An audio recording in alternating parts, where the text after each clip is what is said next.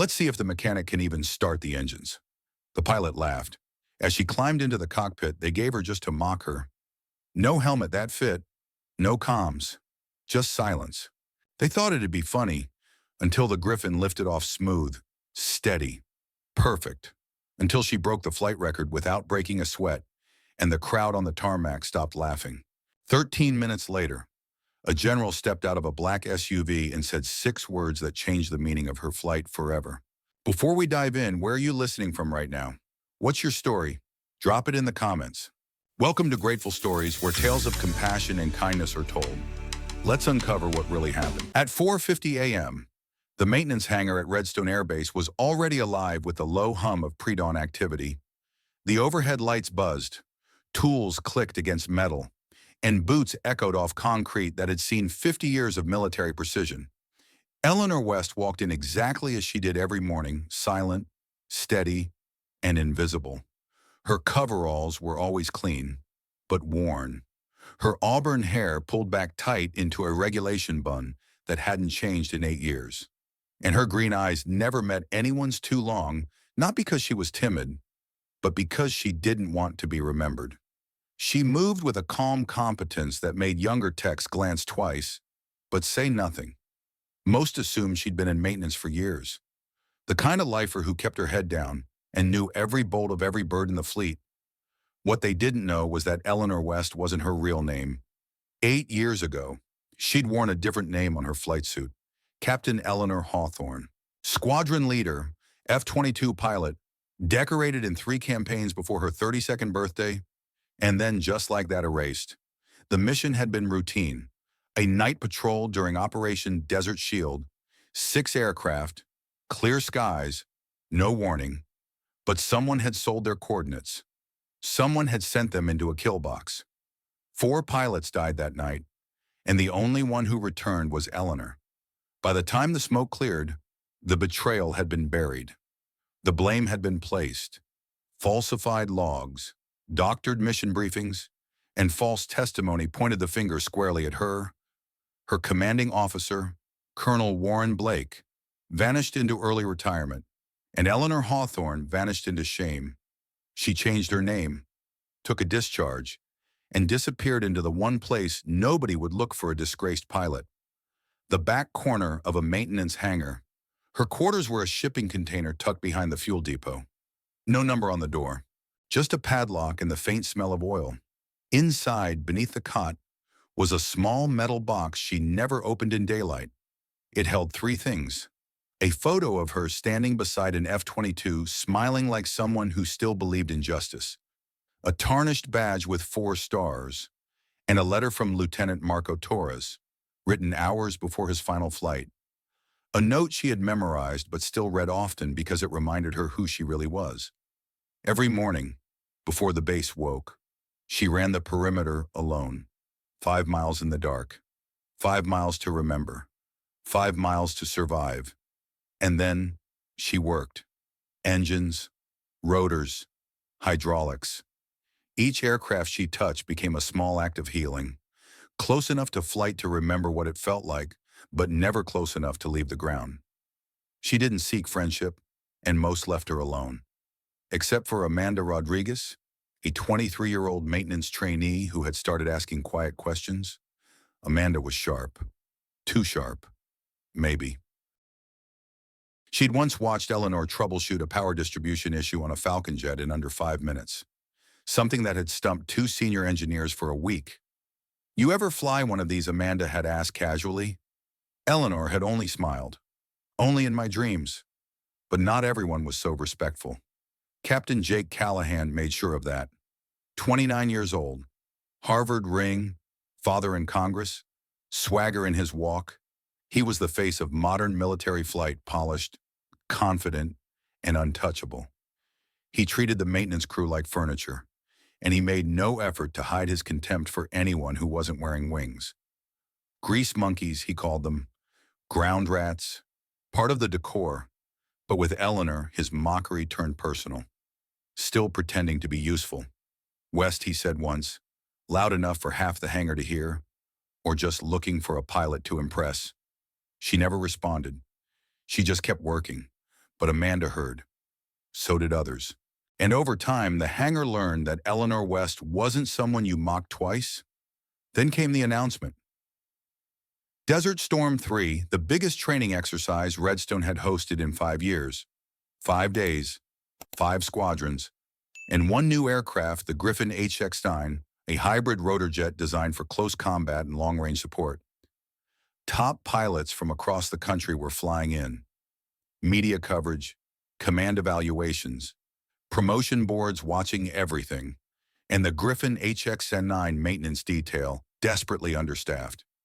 Senior Master Sergeant Ron Maddox approached Eleanor at her station one morning, clipboard in hand, voice low but serious. "West, we're moving you over to the Griffin crew," he said, effective immediately. She looked up from the engine housing she was calibrating. "Understood. Sergeant, you familiar with the specs? I've read the manuals?" He gave her a long look. Most techs needed months to even begin grasping the Griffin systems, but Eleanor just nodded and returned to her work. What Maddox didn't know, what nobody knew, was that she had been studying the Griffin for 3 years. Every schematic, every test flight report, every line of code in its avionics. Because deep down, she still believed that someday, she might get one more chance. One more moment to touch the sky, even if it was just from the ground. As she packed up her tools, Amanda jogged over, breathless from the other end of the hangar. "You're going on the Griffin team?" she asked. Eleanor nodded. "Looks that way." Amanda hesitated.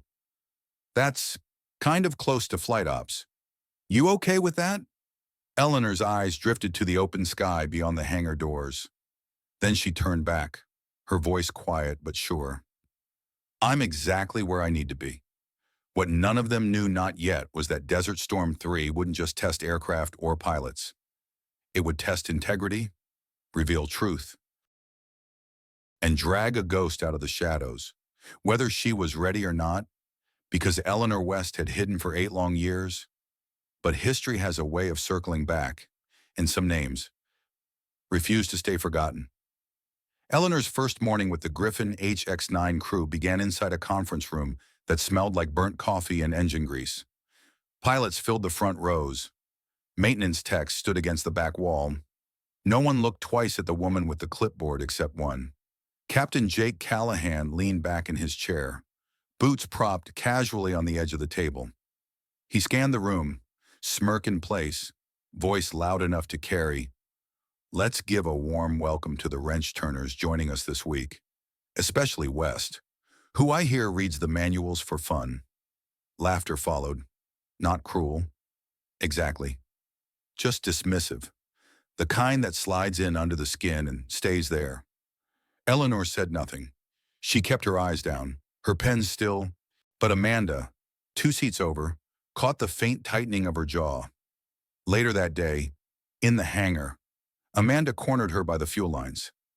"You gonna let him talk to you like that?" Eleanor didn't even blink. "Doesn't matter what he says." "It does," Amanda insisted, voice rising slightly. "You don't deserve that." Eleanor finally looked up, her expression unreadable. "Deserve doesn't always enter into it." Amanda hesitated, then lowered her voice. "People here, they notice. The way you work, the way you move in the cockpit. You're not just another tech." Eleanor gave a quiet smile. And yet, here I am, that night, back in her container. Eleanor sat on the edge of her cot. The air smelled faintly of fuel and winter. Outside, the wind howled over the empty tarmac. She reached under the bed and pulled out the metal box. The lid creaked as it opened, revealing the same 3 items she had touched every night for years. The photo, the badge, and the letter. She unfolded it gently, her fingers trembling just enough to betray what she always tried to hide. "Captain," the letter began, "whatever happens out there, I want you to know we trust you completely. You're the best pilot any of us have ever flown with. See you on the other side." It was signed, simply Torres. Eleanor closed her eyes, pressing the paper to her chest.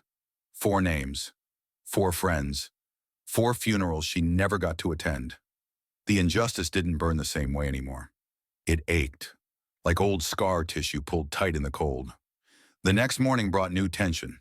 Major Jennifer Cross, one of the few women to ever fly combat rotors at that level, arrived at the flight line early.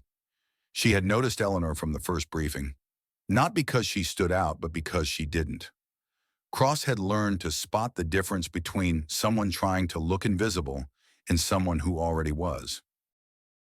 She watched Eleanor complete a diagnostic on the Griffin's flight stabilizers with movements that were too practiced, too precise. Most maintenance staff had to double-check the schematics. Eleanor worked from memory. That afternoon, Cross approached her casually near the fuel pumps. "You seem comfortable with these, Bird," she said. Eleanor didn't pause. "I've studied them." Cross raised an eyebrow. "Studied or flown?" Eleanor glanced up. Just for a second. Then she looked away. "Studied." Cross smiled faintly. She didn't press, but she started watching more closely. 2 days later, during a midweek briefing, disaster hit. 3 backup pilots were pulled from the schedule, all victims of food poisoning after lunch at the base canteen. Colonel Seth Morgan, the base commander, looked like a man watching his career teeter on the edge. "This is a disaster," he muttered to his staff. 3 pilot slots opened before the final demonstration. The Pentagon's sending observers. If this exercise fails, Callahan leaned forward, smile already forming. "I might have a solution." Cross tensed in her seat. Amanda, standing near the rear equipment rack, held her breath. Callahan turned to Colonel Morgan. "Let's give the maintenance crew a taste of flight ops. It'll boost morale. Be educational." Morgan frowned. "What exactly do you mean?" Callahan's grin widened. "Let one of them sit in the Griffin during an engine startup. Show them what the real work looks like." And then he said it. "Wes should do it. She's been poking around long enough." Silence followed. Cross's eyes narrowed. Amanda looked like she wanted to throw something. Eleanor said nothing. Colonel Morgan rubbed his temple. "Only if she signs every waiver we've got." Callahan waved it off. "Standard safety protocol. 5 minutes. What could go wrong?" What indeed? After the meeting, Amanda caught up with Eleanor by the lockers. "You don't have to do this," she whispered. Eleanor shrugged. "I've done harder things." Amanda stepped in front of her. "He's setting you up." "I know. So why do it?" Eleanor looked past her, toward the distant airfield. "Because someone will be watching." Cross found her alone in the prep bay, reviewing the Griffin's checklist with a quiet focus that felt out of place. "You ready for your big debut?" Cross asked. Eleanor didn't look up. "It's not a debut. It's a setup." Cross folded her arms. "You could say no." Eleanor paused. "I've been saying no for 8 years. Maybe it's time I stop." Cross didn't respond, but she stayed nearby. When Eleanor walked onto the tarmac, the crowd was already forming. Word had spread like wildfire. Pilots, crew, even officers from other wings had shown up, most with phones ready to record. The flight suit they gave her was ill-fitting. The helmet was scratched and missing comms. A silent signal that this was never meant to be serious. Callahan stood beside the aircraft, all charm and cruelty. "Try not to press the red button. West, that one makes the wings fall off." Scattered laughter. Eleanor climbed into the cockpit without a word. Inside, the Griffin felt familiar. The seat cradled her like it remembered. Her fingers found switches without hesitation. She took a breath. And then, the systems came alive. The power cycle activated in perfect sequence. The HUD lit up. The engines purred, not coughed, into readiness. In the crowd, Cross narrowed her eyes. Amanda's mouth dropped open. Callahan's smile froze. Eleanor's hands moved with calm. Practiced precision. One system after another. She ran the pre-flight checks with surgical flow. It wasn't just impressive. It was impossible. From the far end of the line, someone whispered, "She's not faking it." Eleanor adjusted the throttle. The Griffin responded like an extension of her thoughts. Every pilot watching knew what they were seeing. This wasn't someone pretending. This was someone who had lived in this seat, and in that moment, the mask began to slip. Not Eleanor's, theirs. The Griffin's rotors whirred to full life as Eleanor sat motionless in the cockpit. Below her, a crowd gathered, still expecting the punchline to land, still believing this was a joke, a spectacle, a technician pretending to be a pilot. But when she pushed the throttle forward and lifted the Griffin off the ground, no one was laughing anymore. The aircraft rose smoothly, effortlessly, hovering for a moment like a bird testing the wind. And then, with a tilt of her hand, it surged forward into the open sky. Amanda felt her breath catch. She'd expected hesitation, some clumsy fumble. Instead, she watched something close to art. Major Cross stood near the runway edge, arms folded, expression unreadable. But her eyes tracked every movement with quiet intensity. Callahan, meanwhile, had gone pale. His usual smirk replaced by the wide-eyed look of a man realizing he just handed a live grenade to the wrong person. Up in the air, Eleanor angled into the first turn of the simulation. It was a search and rescue demo: locate a downed pilot, avoid simulated threats, return to base. No weapons, just maneuvering, precision, and tactical logic.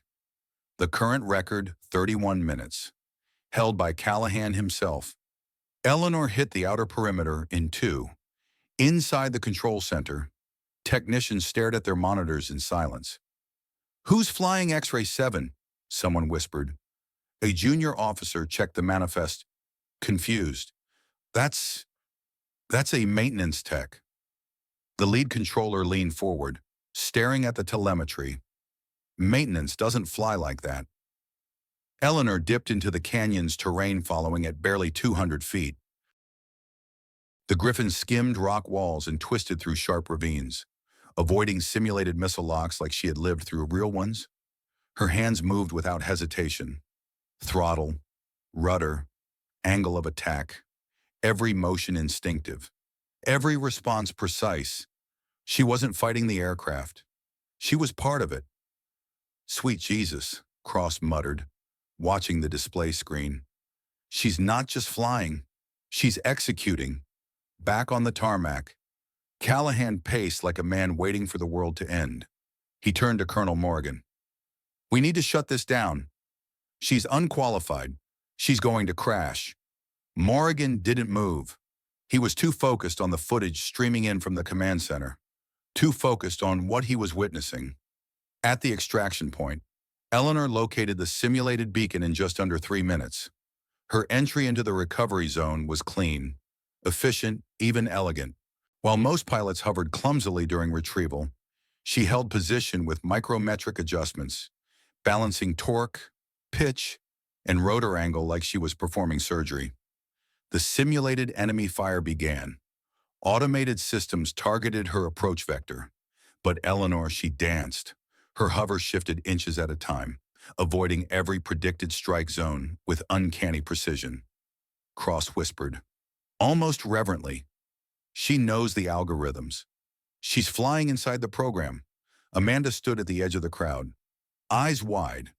It was the first time she truly saw Eleanor not as a technician or a ghost, but as a pilot, as someone born to fly.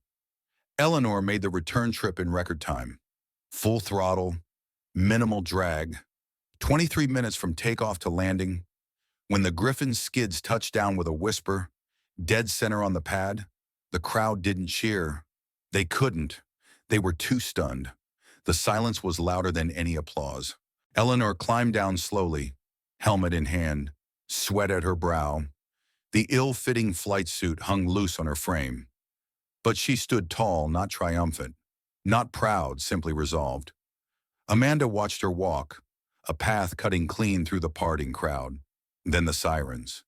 3 black SUVs roared down the flight line, tires screeching as they came to a stop. Doors swung open. Uniformed military police stepped out first, and then from the lead vehicle, General Raymond Holt. 3 stars on each shoulder, face weathered by war and time. He scanned the crowd once, then his eyes landed on her.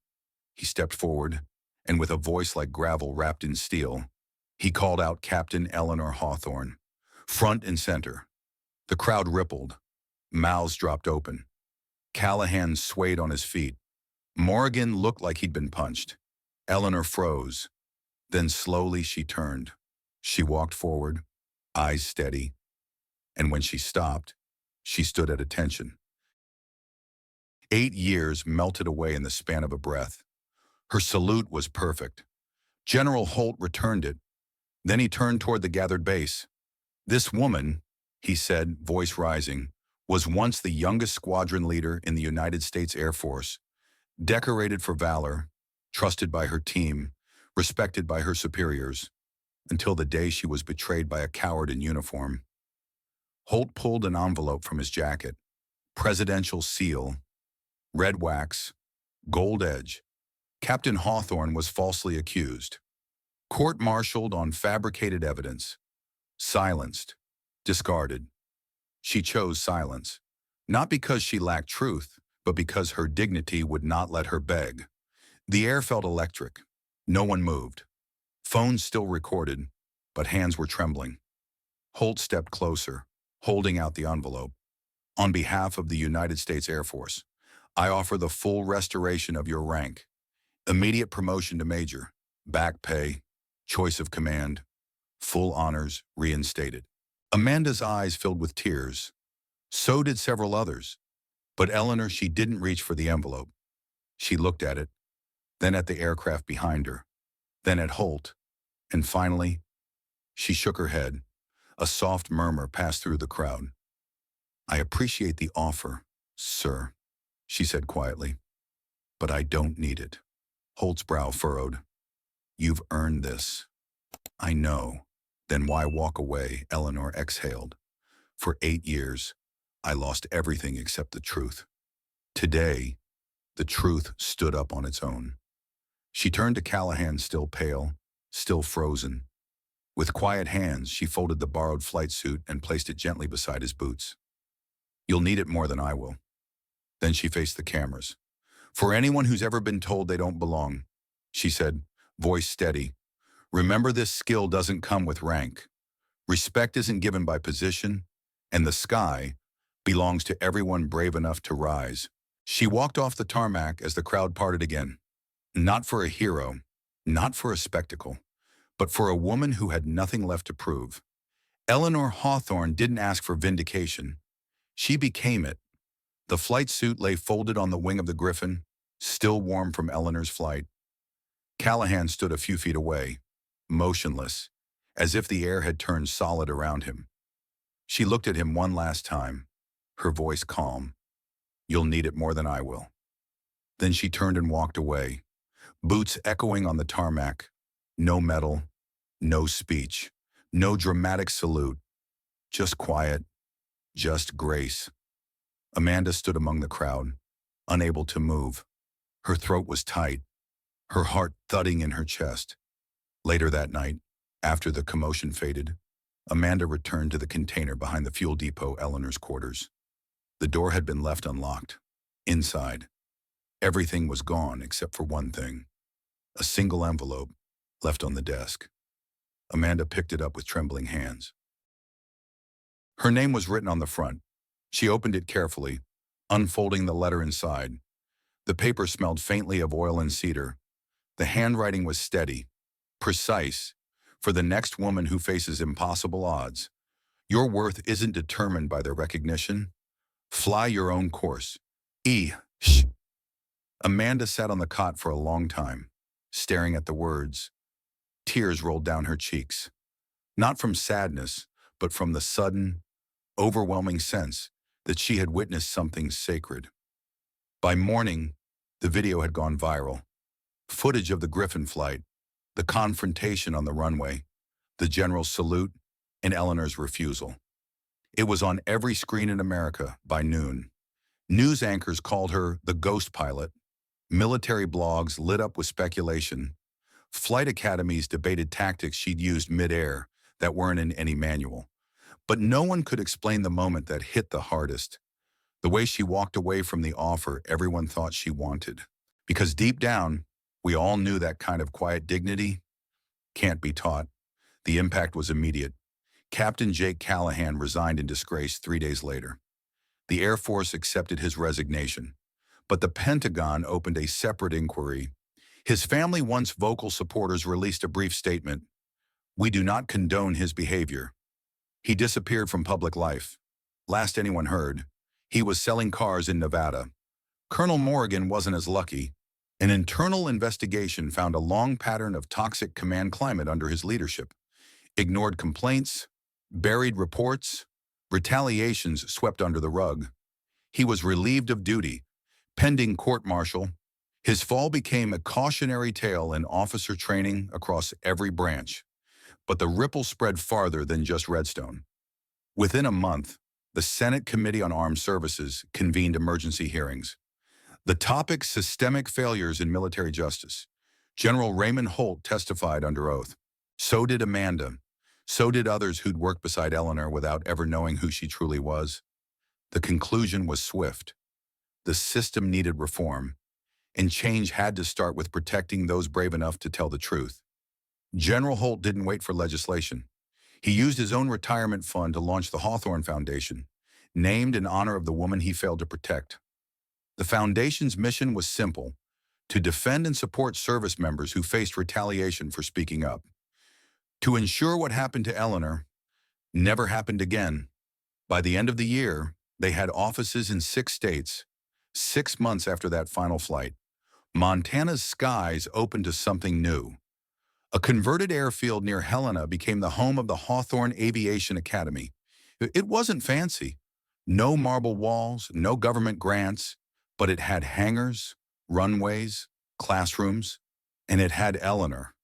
She didn't advertise, or she didn't do interview, but word spread, and people came. Former soldiers, discharged mechanics, women told they'd never make it through flight school, veterans with PTSD looking for peace, they all came. Amanda moved there too. She became the Academy's chief maintenance instructor, teaching others what Eleanor once taught her without saying a word. That competence has its own quiet strength. Eleanor taught flight again, not in combat jets or simulators, but in prop planes and trainers. One of her students, Carlos Vega, was a former Army mechanic. He'd been rejected from 3 civilian flight programs for lacking the proper foundation. But Eleanor saw something different. One cold morning, as frost clung to the grass near the runway, she stood beside him at the edge of the tarmac. "You ready for your solo flight?" she asked. Carlos swallowed hard. "Ma'am, I've been ready my whole life. I just didn't know where to prove it." She nodded. "Then let's go." They moved toward the aircraft, side by side. 2 people who had once been told no, now building yes, one takeoff at a time. That afternoon, Amanda watched from the hangar as Carlos lifted into the air, a little shaky at first, but steadying with each passing second. Eleanor stood nearby, hands in her jacket pockets. Face calm, Amanda asked, "Do you ever think about going back to command? To the Air Force?" Eleanor didn't answer at first. Her eyes followed Carlos's plane as it climbed against the pale blue sky. Then she spoke softly. "Success doesn't come from getting back what you lost. It comes from choosing what to let go, so you can fly higher." Amanda didn't reply. She didn't have to, because she knew. The woman who once wore a squadron badge and hid in the shadows was now the one teaching others to rise. Eleanor Hawthorne had walked away from rank, from revenge, from redemption wrapped in uniform. But what she created instead was something bigger than vindication.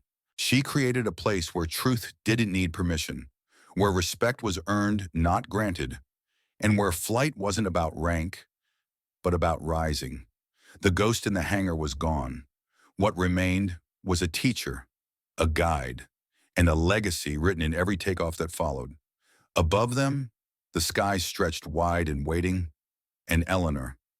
She was already moving toward the next runway.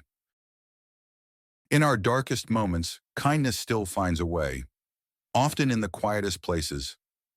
Not everyone who helps wants recognition. Some just need to know that today, someone isn't going hungry. And sometimes, that alone is enough to change a life. You may forget the story, but if no one retells it, history stays silent forever. Subscribe to Grateful Stories, where justice is honored, kindness is remembered, and no act of quiet heroism is ever lost.